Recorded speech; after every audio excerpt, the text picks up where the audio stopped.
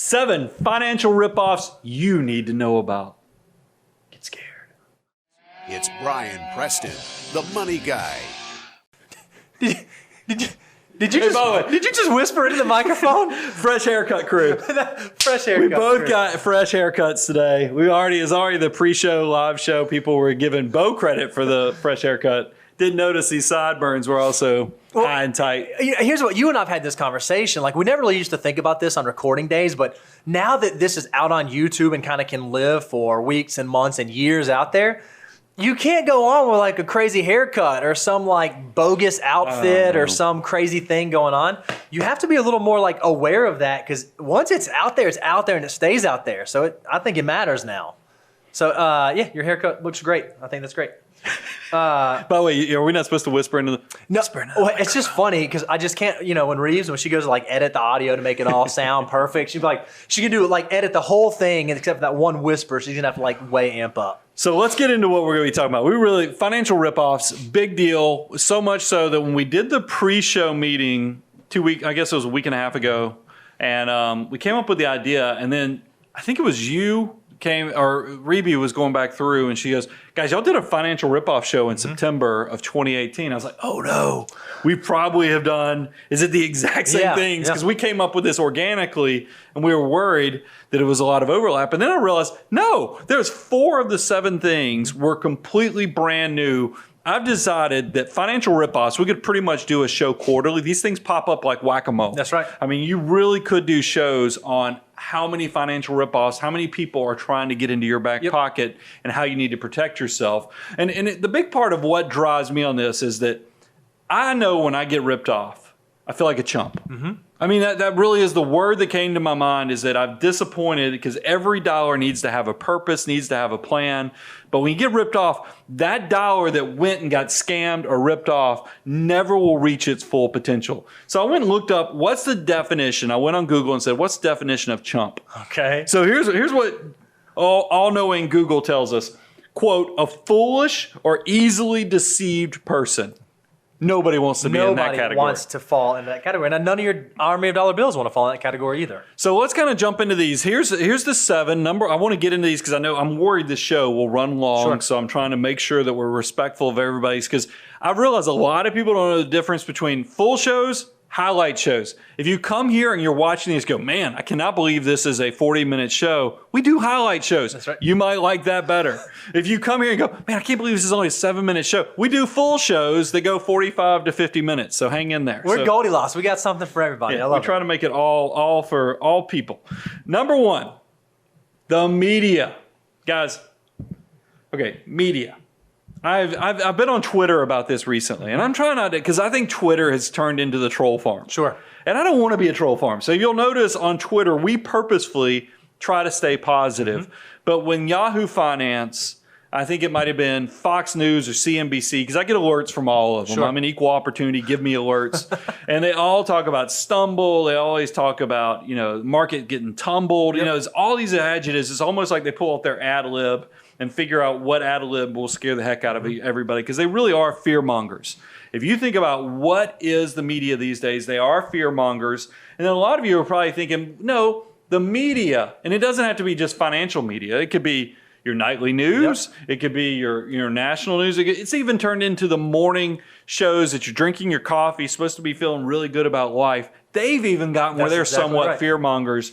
And it's one of those things is that I realized a long time ago, the purpose of the media, and the financial media specifically, is not to educate. I think we all have this rosy feeling that the media is our friends, they're trying to help us, but you find out that their real purpose is to get your eyeballs and generate some revenue. And dare I say, they care actually much more about the eyeballs than they do accurate reporting. I mean, how many times do we see things that come out and it turns out it has to be redacted because it was actually not even a real thing? In a minute, I'm going to give you some stats on that tells, because I think it's turned into now it's all political. Right. That people, when you hear fake news, you think that's a political thing. That is not the way this actually, I'll show you, I have data that tells you why things are falling apart for the media. So, but the first you need to know how big of a market this is, that they're trying to sell advertising. They're not trying to educate you. TV ad spending is expected in 2019 to be $70.8 billion. That was billion with a B, correct? Yeah, I mean, and look, every one of these people that's because there's main advertisers. You think about the adult beverage industry, you think about auto manufacturers, you think about oil and gas. Think about when you watch the nightly news, who are the people that are advertising, and that gives you a big insight into who's trying to push products and other things on you and who has influence over the media. Well, and also I've talked about this on the show in the shows in the past.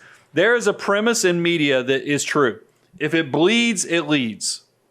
If it bleeds, it bleeds, and it's a public term because the media is not trying to get you to understand. They're trying to almost get you so fearful to create anxiety that your solution is going to come from them. And that's going to keep you, if they can put enough cliffhangers in there, if they can put enough things in there to scare you, you will continue to tune in, you will continue to come back, you will continue to keep the process going. Yeah, and what I find so frustrating about this is it's really easy to think about in terms of the nightly news, because sometimes, or at least these days, it seems like it's so, it's just so sensationalized, so big.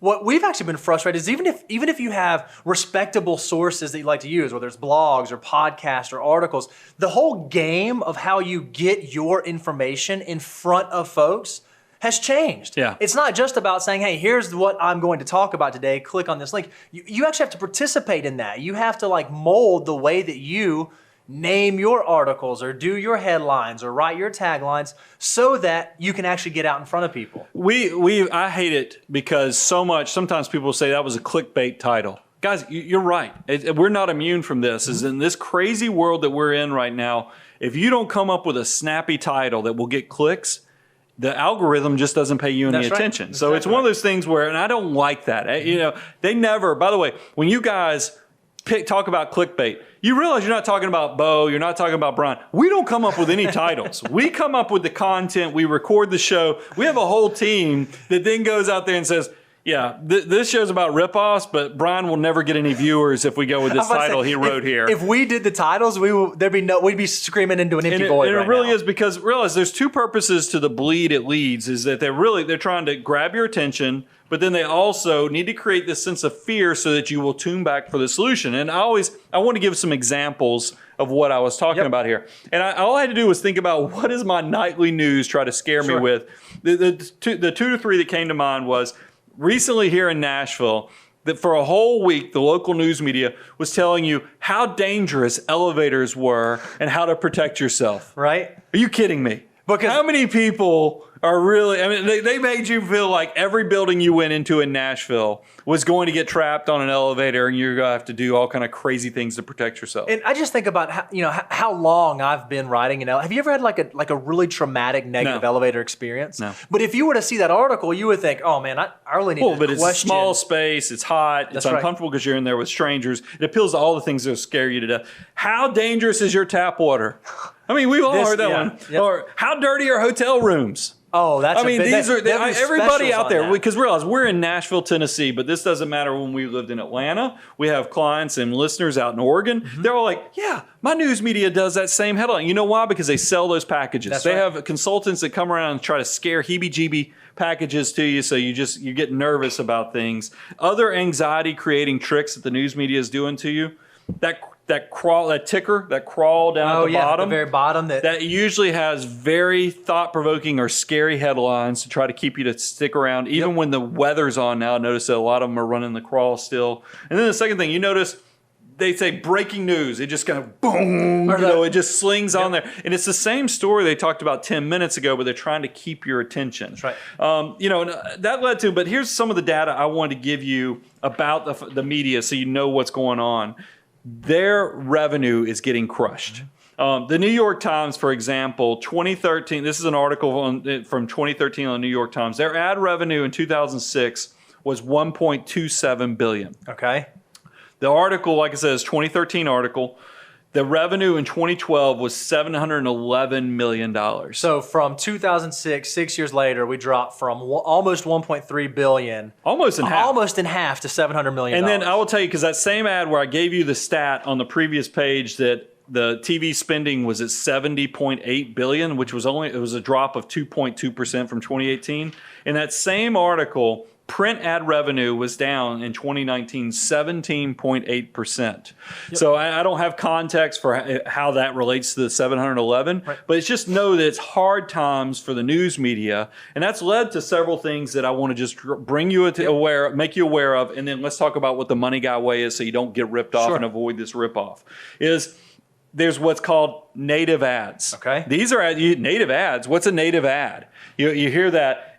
By definition, it's a paid ad that matches the look, feel, and function of the media format in which they appear. Unlike display ads or banner ads, native ads don't really look like ads at all. So you have no idea that it's actually an advertisement. It's something that's paid for placement that's made to look like a real news story, a real piece of breaking information, but it is disguised so well you have no idea that's what it is. It's exactly right. So it's really paid advertising because that's what they have sponsored content that is now making it into the normal media.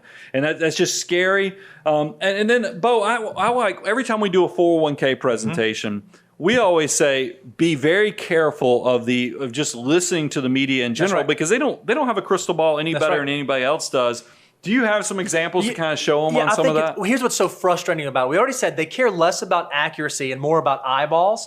There also seems like there's no repercussion to them being wrong. You don't get so we just thought, let's go, since we're a financial show, let's go pull some financial headlines that we've seen in recent memories. Look at these. All right, so this Business Week article. Now, that one's from the 70s. That came out in the 70s saying the death of equities. It seems to me like, if I remember, there was something in the 80s and 90s that went pretty well. We've had some pretty good bull markets since the 70s. Seems like that went really well. But look at this. If you want to talk about it goes both sides. The hottest markets. So it's not only, they don't just always try to scare you into selling. They try to encourage you to buy even when it's probably not in your best interest. And then last, I like this is because politics. We assume, they go both ways, but look at this. I thought this was interesting. Read both of those headlines. Yeah, so this is from November 14, 2012. Market sell-off after Obama's re-election. No accident, recession coming. It is pending. I don't know if you guys know this, but 2013 was a pretty positive year in the investment market. It was definitely a double-digit return year. Well, they got that wrong, so how about let's fast forward to now October of 2016. Economist, a Trump win would tank the markets. It would absolutely tank the markets. Well, I don't know if you've paid attention over the last few years. The markets have not exactly tanked. They don't get it. They don't get it, and they don't get it right, which is so frustrating. And it's not a Republican or Democrat statement. It's just showing that it's both ways they were wrong with it. So don't fall into the fake news camp. Just know that there's some desperation with the news media. So what's the money guy way? And here's what we came up with is you got to educate yourself so you can tell that what is information and what is noise. And unfortunately, we're now in a verify before you trust situation. Just like you used to go grocery shopping. Now, maybe youngsters don't have to do this, but old guys like me, when you used to think there's a difference between normal media and tabloid media. Okay. And you used to, when you went on the grocery store and you went to the checkout line, that's where tabloid media hung out. Okay, yeah. Unfortunately, normal media has kind of become more like tabloid media, so you have to treat it accordingly. Just be very careful about where money's coming from. And I think this is a really big, scary one too, that we have to be so careful of these days.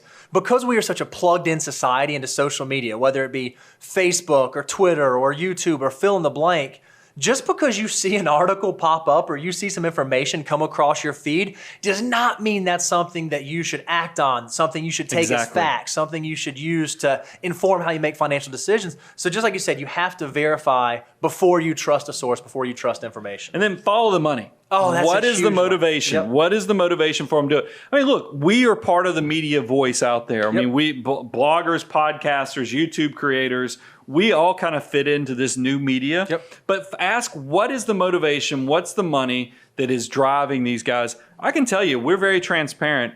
We have this thing we call the abundance cycle. We give it away. We want you to become so successful that when you get to the point of complexity and success that you need somebody to look over your shoulder, you'll come to us. That puts us on the same side of the table of success. I'm not so sure it always works that way with other financial media people out there. Agreed. So let's move on to number 2. The second financial ripoff that you need to be aware of. Ripoff.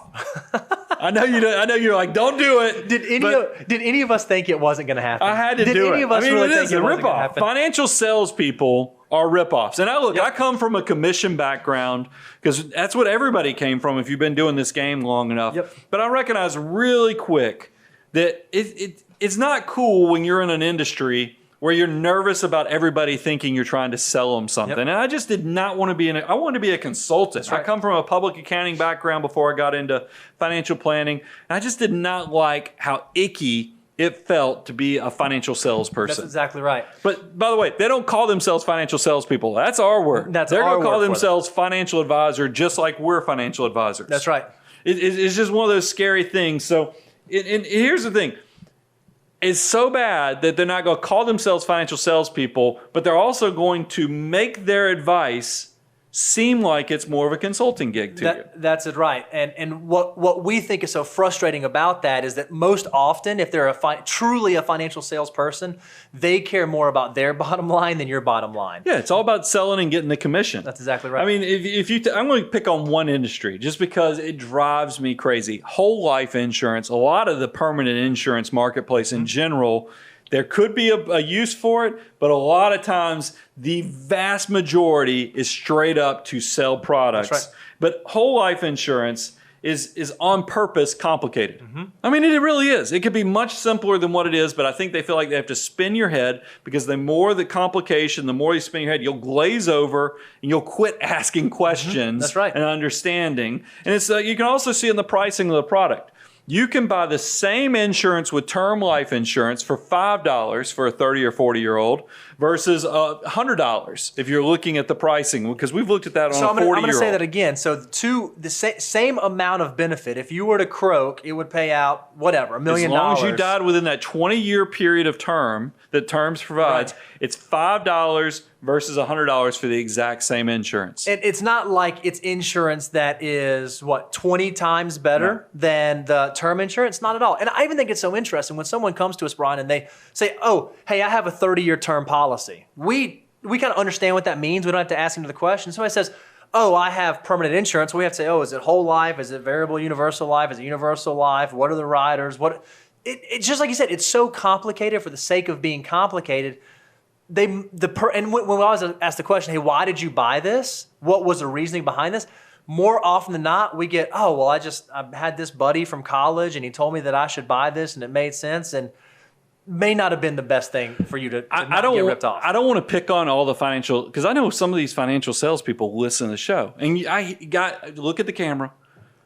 I know you want to weigh out. And I just want to give you a word of caution because I talk to you guys, you write us, and I know we've even hired some people who've worked on the commission side of the business, is that be very careful, because I know a lot of you, especially you start understanding, you didn't know any better when you started selling it, and then as you get educated, you understand financial products, because there's an entire industry that instead of teaching you how to be a good financial planner, within the first 3 to 6 months, they will have you out there selling That's products. Right. So you don't even know, you might have been doing something completely different, 6 months ago. But as you start learning the industry, just be careful burning your friends, family, relatives before you truly become an expert, because that's just dangerous. I want you to look at me as Mr. Miyagi.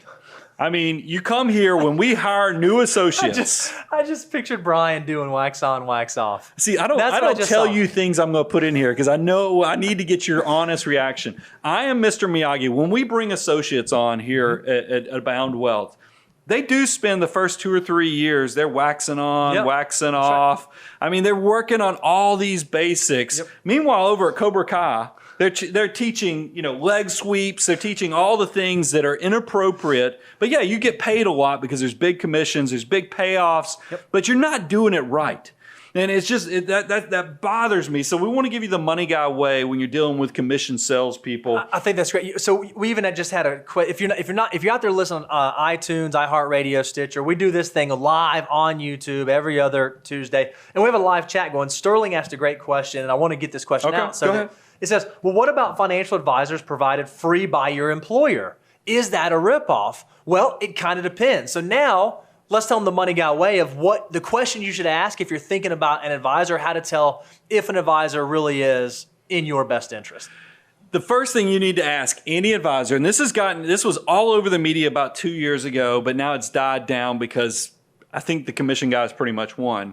You need to find out, ask anybody you're interviewing, and I don't care if it's your employer provided, do you have a fiduciary legal obligation to me on the advice you're providing? So, Brian, what is a fiduciary obligation? It means legally that I have to put your interest ahead of my own, meaning you're putting the client's interest ahead of your own, and if you don't, you can be sued and have legal ramifications for it. So not all financial advisors have to operate under that standard, right? So the advice they give can be incidental to the products they sell, exactly right? right. So it doesn't have to be in the best interest. It just has to be suitable, right? There's a whole clause called a suitability clause where they can give you advice, but the advice might be incidental to them selling you products. Exactly right. It's just hidden. You just don't know it. So that's why you got to get to the point and ask the question, are you a fiduciary?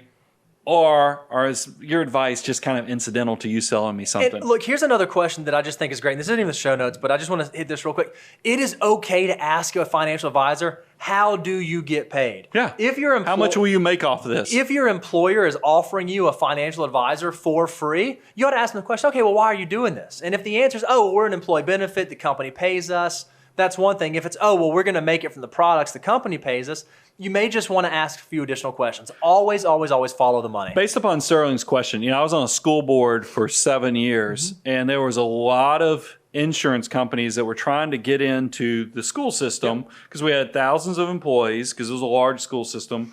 And they would always be like, we'll do this for you. We'll offer you a free flexible spending account. We'll offer you, as long as our agents get to come in there and sit down with each one of your employees and talk about their insurance needs. And that used to burn me up because they were giving you a flexible spending account, but then they were going to go sell whole life insurance to every one of your teachers, or a 403B with a bunch of variable annuities. Just not good stuff. So be very careful. Remember, wax on, wax off, not leg sweeps.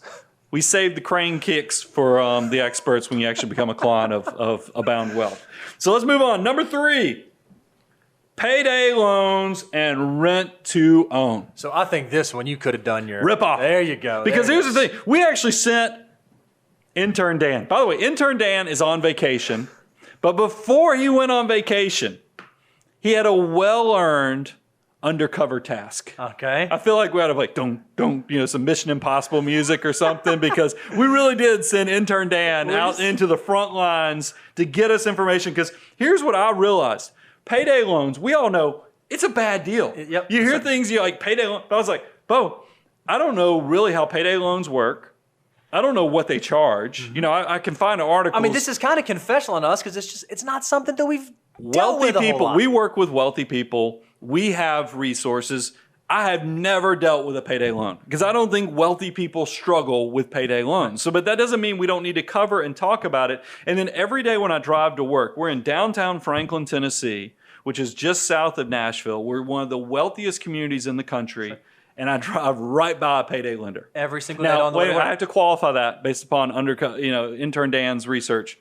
They're not payday lenders. They offer flexible loans. Oh, they are a flexible lending source. Flexible lending source. So let me tell you what Intern Dan found out in his undercover investigation. So he reached out to 2 local lenders because we told him to. We kind of pushed him forward and made him do this. The first one refused to give him any information. I think he could sense. Now, he did not call from our caller ID because I was like, they hung up on you. And he's like, yeah. I was like, did you call from our phone number? Did they shows up Abound Wealth on the caller ID? Is that what they hung? Because no, I was smart enough. I called from my own phone. But they first one would not give him any information as he started asking questions. That is a clue something's probably not right. Okay. Second one did give him some information. Not all of it, but we got enough before they kind of clued in that Dan was kind of getting information here. So here's what Daniel was able to find out. This is their quote. Usually, because he asked what the fees were, usually it only costs 77 cents per $100 borrowed per day. Oh, well, 77 cents per $100, that doesn't sound so bad. That sounds minuscule even. Fortunately, we own a calculator. Because if you do 77 cents a day, for the whole year, that's a 281% interest rate. 281%. Why did they lead with that? That's the flexible loan. That's not a payday. Payday loans are bad, but flexible loans much be better at 281% per year. It's only 77 cents per day on the $100 that you borrow. Unbelievable. So, and you can, by the way, the loans can be as little as $25. Who is borrowing $25? Up to $4,000. These things are straight up a ripoff. You are a loan shark at these places, and I don't understand how in one of the wealthiest communities in the country, we have one of these things. I could go probably jog without breaking too much of a sweat, and I could hit this place. Yeah, it's just right over the street right here. Yep. So that's But horrible. what did they say? You can get the money the same day. That's what they tout. You don't need a credit check or anything, just proof of some sort of income, and then they run an algorithm to determine how much you can pay back. The fact that it's that easy should tell you something's not right about this. Something just doesn't smell quite right. So you must be thinking, well, if they have one of these in this wealthy community, I just went to Dollywood this past weekend. That's a whole nother story. Saw a bunch of payday. Same company that's here, I saw on my way to Dollywood. And you say, well, somebody's got to be stopping these things. So here's what the research shows on some payday loan stats or flexible loan stats. Okay. Is in the past 2 years, 11% of Americans have taken out a loan with one of these organizations. That's 1 in 10, Bo. Hold on. 1 in 10. So here's what I said. Our team has grown here. We're now in the double digits on our team here at Abound. And statistically, if you went around one person on the team, there's no way anybody. I would be so disappointed if I found out anybody from the Abound Wealth team ever had a payday. Because like I said, you just don't. But just think about that. 1 in 10. That is an alarming statistic to me. But I bet it's not 1 out of 10 of Money Guy listeners. I'm willing to bet that that's not the case. Before I give you the Money Guy way on how to avoid these things, let's talk about another sibling to payday or flexible loans is rent to own. Okay. These things are everywhere too, by the way. Because I think there's industries that are in your neighborhood, or you do like there's no way that's near me. But then you do a Google search and you just type in rent to own around me, and you're like, there's 4 of these places within 5 miles. How is that possible? Rent to own. How does it work? What does rent to own mean? Well, I mean, it kind of it's pretty these are the rental places. Instead of you owning your already horrible purchase of furniture and electronics, because we all have boxes of electronics that we just ought to throw away because things get obsolescence happens so quickly. Yep. Instead of owning those things and losing rapidly, you could rent them. So you could pay for them for many times over and many months. It's just the gift that keeps on giving. And we actually, intern Dan did a great slide. PlayStation 4. Okay. Now, first of all, once you get busy, look, I love video games. So don't read too much into this. But as soon as I had kids, I kind of quit being able to play video games. Right. You just got busy doing other stuff. You get busy with life and you get busy being productive. So, I found out that a PlayStation 4, what does it cost, Bo? PlayStation 4, if you wanted to buy it outright today, you could go buy it for $368.99. $368. But if you want the convenience of turning this time suck into a horrible ripoff decision, just go rent it at a place. We looked this up. We had intern Dan also do some undercover research on this. And what does a PlayStation 4, if you want to rent to own it, cost? Well, here's the pitch that I would give you, right? Instead of owning this thing for $370, because who wants to spend $370? If all you want to spend is $100, you can have this PlayStation today. Then all you have to do is pay me $100 every month for the next 12 months. Wow. And you can rent to own a PS4 for $1,199. So you're paying over 3 times what it cost. Simply to pay 1/3 of it at the time of purchase. You can do this. It's not only with PlayStations. It's all kind of electronics that you make bad decisions on. Like a Galaxy 8 notebook is $3,200, $3,100. I think that's like 3 times what that costs normal, right? All these things are horrible decisions. So let's talk about what the Money Guy way is. How do you, obviously, guys, avoid payday loans, avoid rent-to-own programs? This is predatory programs and lending. This is the lowest of low. And it preys on people who have nowhere else to turn, right? So if you've had to use this or you're in that situation, this is not so much an indictment on you as the fact that there are predatory folks out there that are willing to take advantage of you. So we want to talk about how can you prepare yourself to not be in the situation where your last resort really is your last resort? So we kind of created a real quick checklist. Okay. Now, Bo put one on here that I thought was kind of mean. It's the first one on here. It's in all caps because that's his input, was have an adequate emergency fund. The best way to avoid having financial emergencies is to have an emergency fund. That's a duh. So, you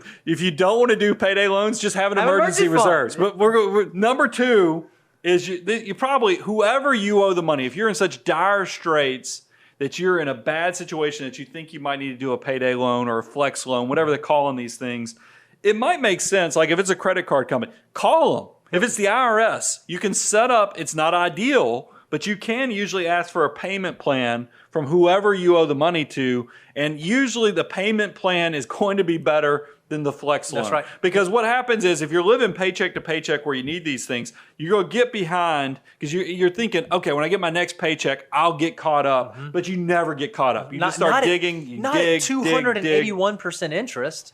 It's just bad. So then if you can't get a payment plan, go to a credit union. Local credit unions sometimes have even more flexibility than your normal brick and mortar banks. And we work with a number of credit unions.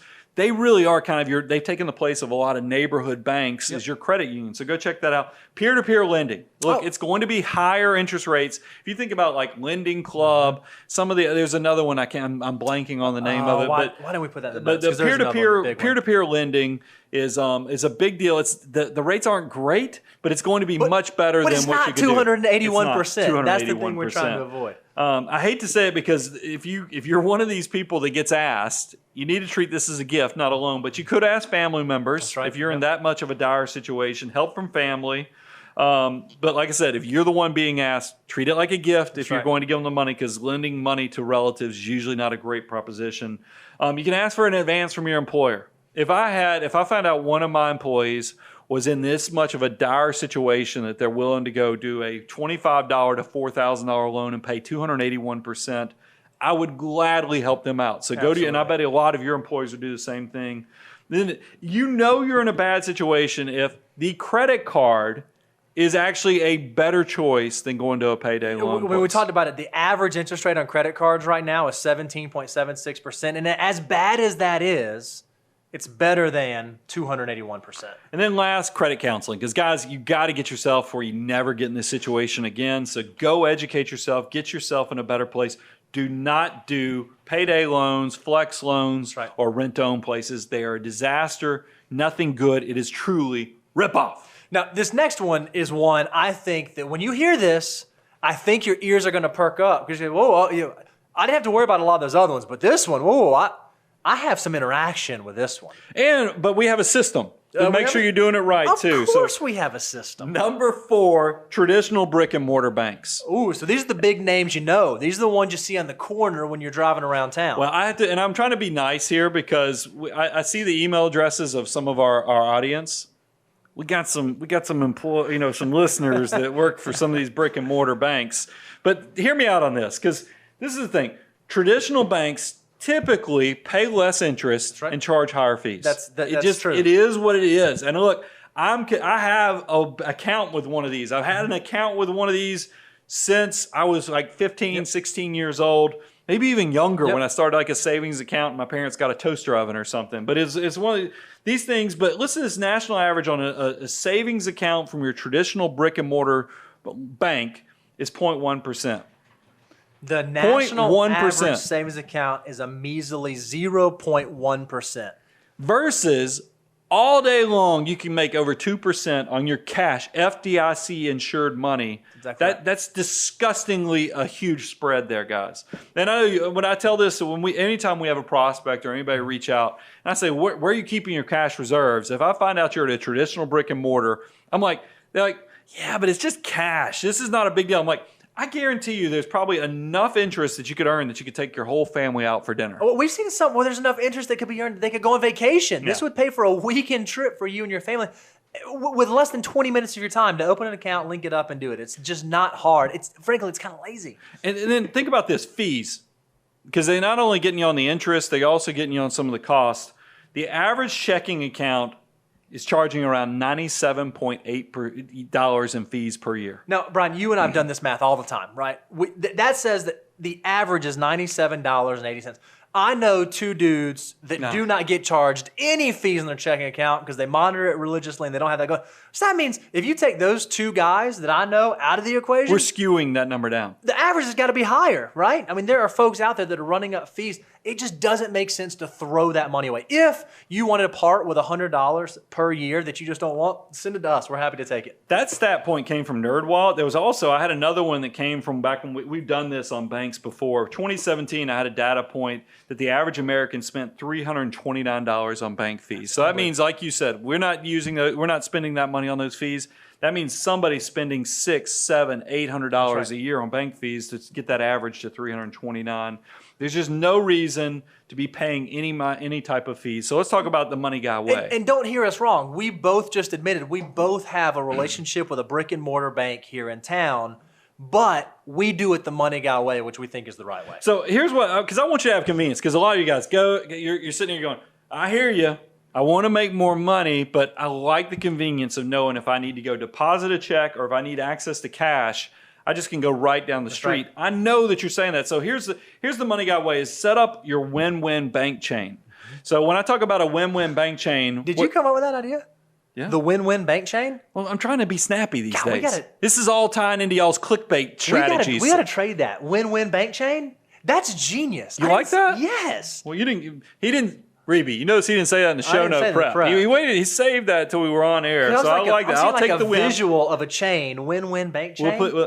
I'll put the win in the air. So this is what you can do if you want to do the win-win bank chain. Is that it's okay if you want to go with a local, no fee bank account. Yep. That's going to be kind of your housing, your convenience.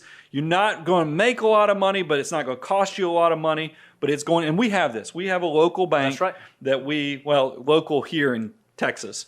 But it is more of a community type bank. Yep. They were merged up. That's the problem. Right. You join a local bank, they usually get merged up in a few years. No, it's more of a regional. But we have a local no fee bank account.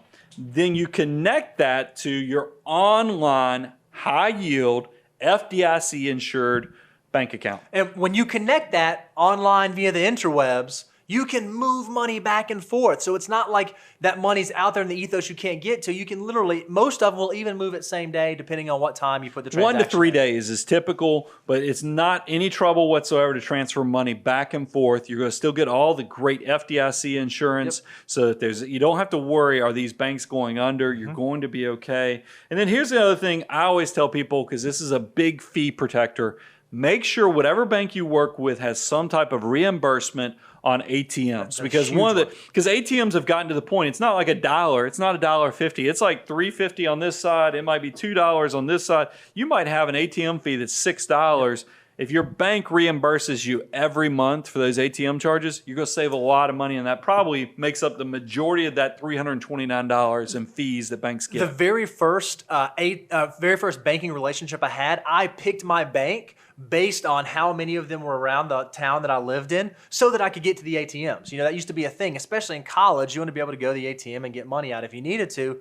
Well, now it's so much better if you just have a bank that says, hey, it doesn't matter what ATM you go to, we got you. Yeah. We'll refund the fees. You don't have to play crazy reindeer games with where banks are in relationship to you. You know you have access to all ATMs because you're going to get reimbursement. Makes your life so much easier. That's exactly right. Definitely. Money guy, set up your win-win bank chain. You're going to do great. Oh, we got it. Trademark that, Reeves. That's a good one. It sounds like chitty chitty bang bang, you know, because, the old... Never mind. We'll move on. Number 5. Well, he lost me there. That's how old I am. Reby, did you follow that one? No?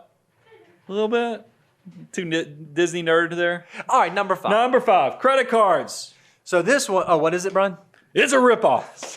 Could be a ripoff. It could be, because we've done, and we've done a lot of shows recently on debt talking about, we have let you guys know what we think about credit cards. We've told you that they may not be the most advantageous thing if you don't use them correctly.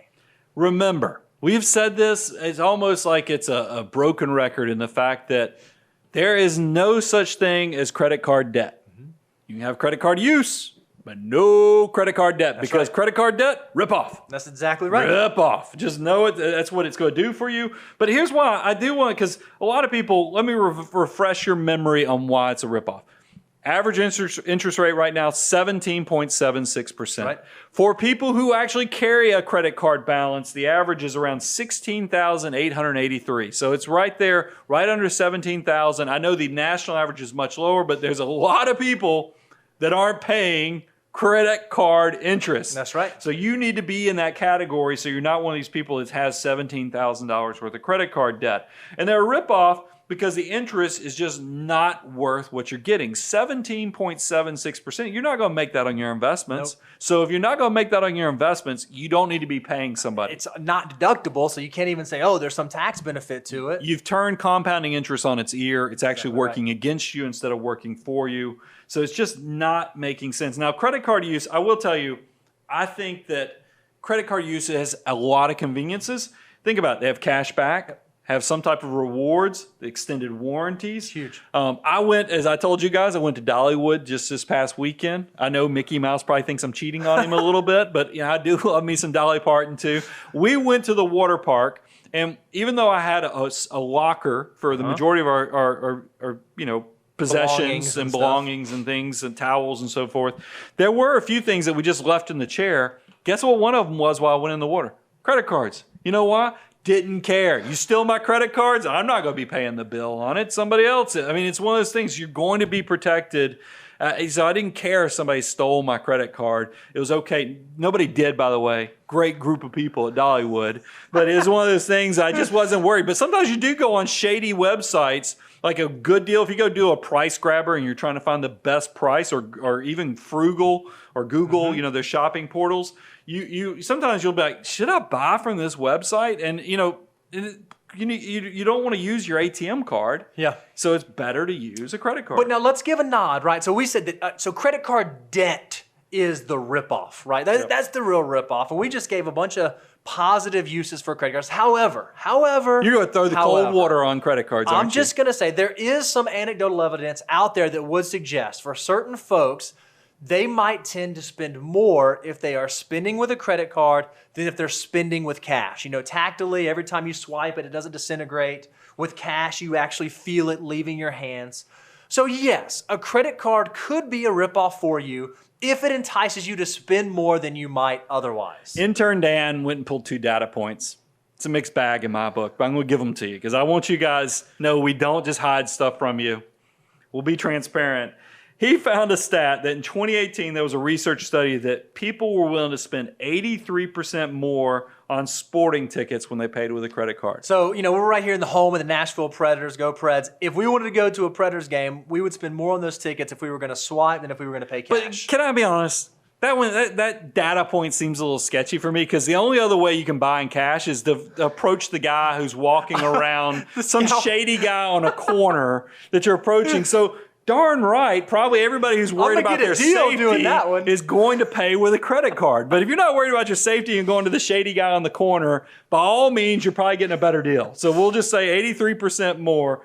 Good point, Intern Dan. But and here's another one. This one was another like half-washed data point that I was just like, good point, but I think it means that this is not a good for cash because they found out that tips, if you're paying with a credit card, you likely tip around 17%. Okay.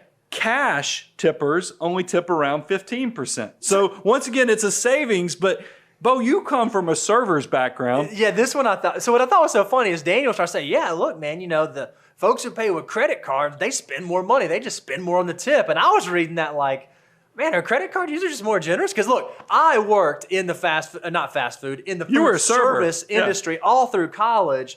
So I understand the grind of what it is to wait on tables. Here's the deal. If somebody's bringing your food and they're taking care of it, in my opinion, my humble opinion, this is not prescriptive, this is not going to show up in an order of operations, but when you go out to eat, you should tip 20%. Now, if it's bad service, okay, tip 18. But I'm just saying that's you know what I mean? That's sort of my take on it. If someone delivers exceptional service, whether you're paying cash or credit card, you should tip them well. Because, I used to live in that. It used to be not how I fed my kids. I didn't have any kids back then. But it used to be how I fed myself. That's how I paid for Taco Bell back then. So 15%. If somebody tipped you 15%, was that a good tip? Well, now here's the truth of the matter. 15% you're probably still happy with. You're always hoping for 20%. So you're saying the majority of people, when you were a server at a national retail, I mean, it was a chain where I've eaten at this. This was my date night location in college. I know where they have some baby back. You know, is that okay? No, you did awesome. So anyway, but if you think about this chain that Bo used to be a server at, I mean, what was the average tip? You know, I think it probably was somewhere between 10 to 15%. Okay, which I think is wild because probably 10 to 15%. Look, tip 20%. That's my thing. So let's talk about the money guy way. You know where we fall on this. I've said it before. We didn't pull up the goofy slide again. Although one of us did lobby for that slide.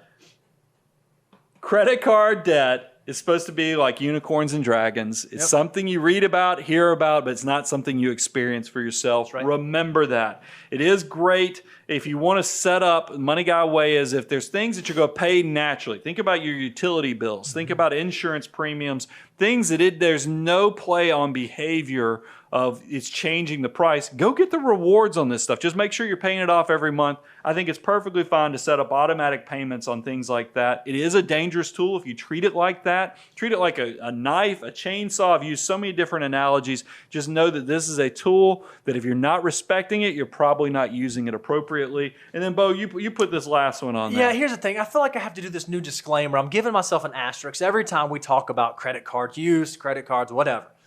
Yes, personal finance is 80% behavioral. So if you're someone who can't use it well, can't use it responsibly, don't use it at all. But 20% of personal finance is mathematics. And if you are behaviorally sound and you care about the mathematics, credit cards, when used correctly, can be an asset to your financial circumstance. Yeah, and I think the audience of the Money Guy show, we know that we are dealing with that 20% that aren't blowing it up. Mm-hmm. I mean, millionaires don't struggle with credit card debt. If you're struggling with credit card debt, you probably need to go work on some basics. It is what it is. But if you know that you can handle the discipline, you're paying yourself first. You're our type of hoax. I don't mean to go on a sidebar, but this Somebody wrote a comment just came in. This is from D Vortex. Said, how on earth were you budgeting $50 takeout when you first wed when you tipped 20%? We did the show when I first got married, and my eating out budget for me and my wife was $50. I just got called out hardcore right there. That's an old school call out. I didn't take her to really nice places. That was kind of my answer to that. That's actually true. Number 6, extended warranties.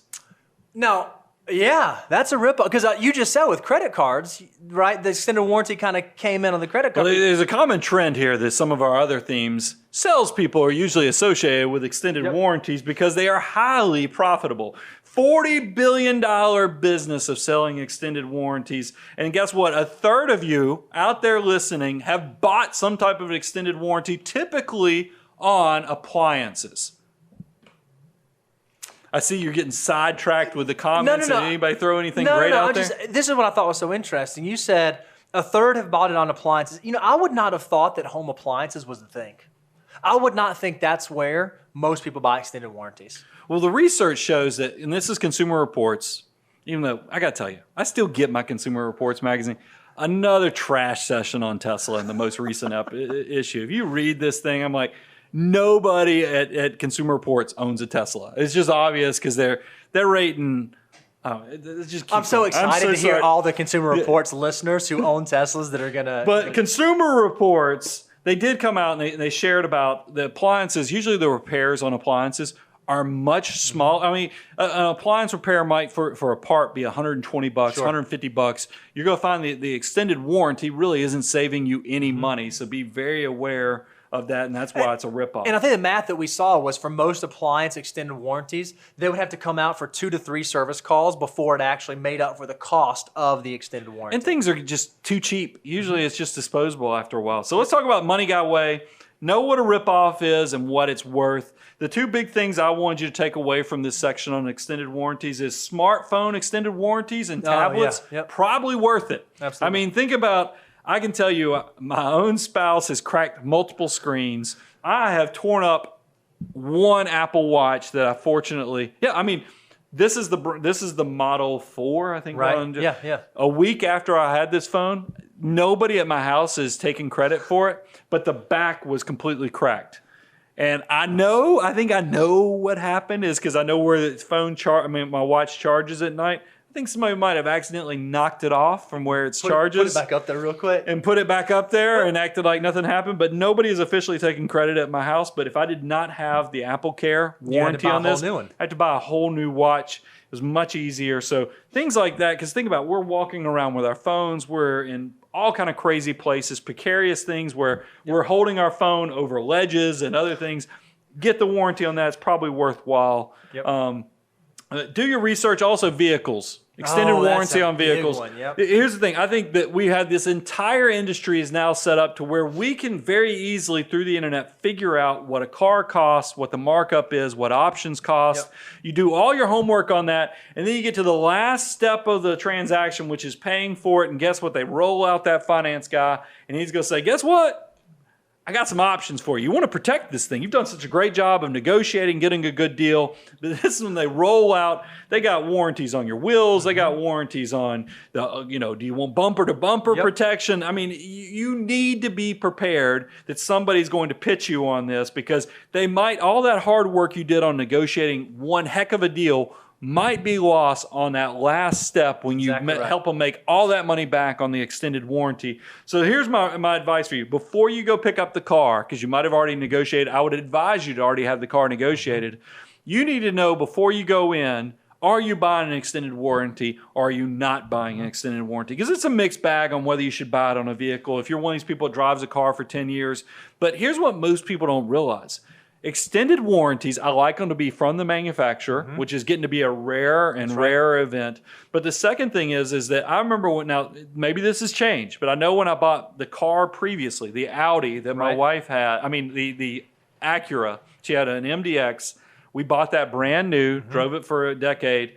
We found out that you could actually buy Acura or Honda warranties directly from the manufacturer from other dealerships and still be protected. And there was a dealership up in the Northeast that was making an entire market of selling these things at dirt bottom prices. So I already knew what the warranty was going to cost, and I was able to usually have a few day period to go buy the warranty. You don't have to buy it. I think you might even get 1,000 miles to buy your warranty. Yeah, I think go do the research on that. But it's one of those things. Know what you're going to pay. Do your research. Just as like you find a deal on the buying of the vehicle, make sure you're getting a deal on the warranty if you want to do that. So the big thing I'm hearing for you, if you are thinking about buying an extended warranty on an automobile, it's not a solid yes or solid no, but know that before you get to the negotiation It leans definitely table. more to the no. I will tell you, I think because cars are so dependable these days, but if you're one of these people that worries about the cost of the repairs, I do think extended warranties rip off.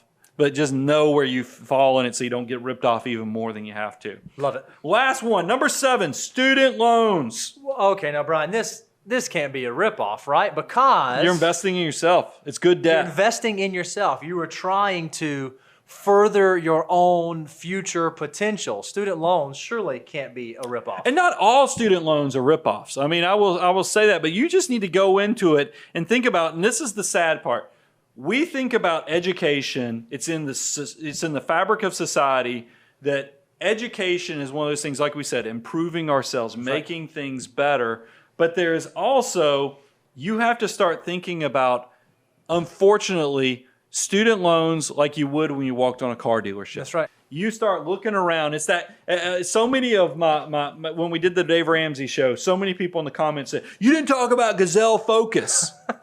You know why we didn't talk about Gazelle Focus? Because we're lions, Bo. You don't have to have that Gazelle type focus when you're the one ripping apart the Gazelles. But I will give them a shout out. Gazelle Focus is when you walk on a car dealership because you're looking all around. You're like assuming everybody's coming to take your money.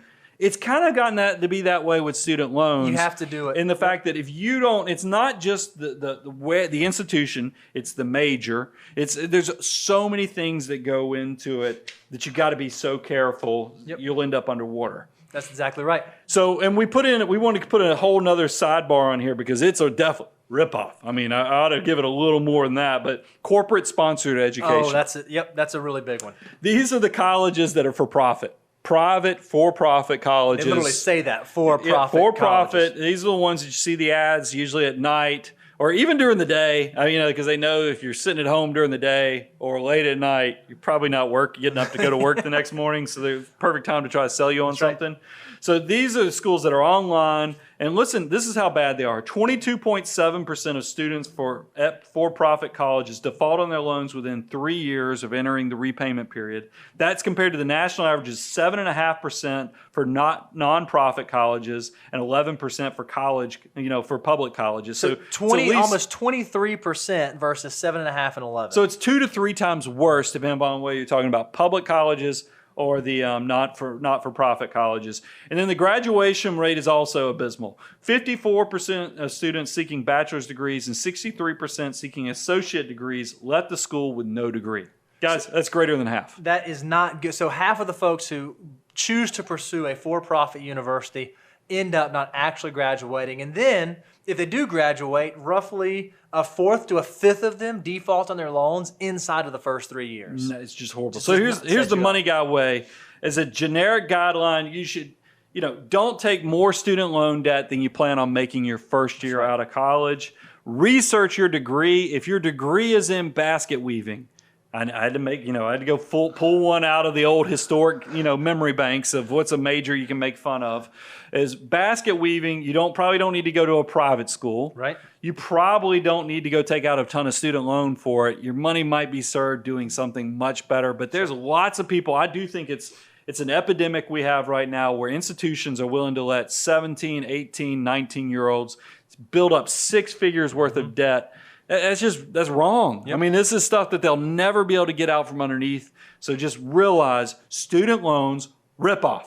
So I think what's really interesting is that all these, you said this, Brian, we did a show back in September of 2018 talking about financial ripoffs.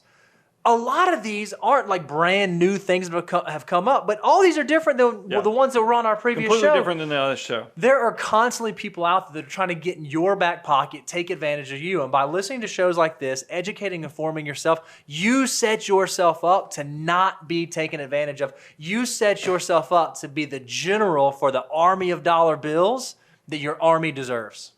So here's the ask that we have for you guys. We're going to constantly keep loading you up. Remember, we have this whole thing about abundance cycle. Our motivation is for you to be successful, get to that next level. So when you reach that level of success that you want to, complexity, you just don't have time in the day, that you want somebody to look over your shoulder and give you advice, we hope you'll think of Abound Wealth. But there's another step in the process.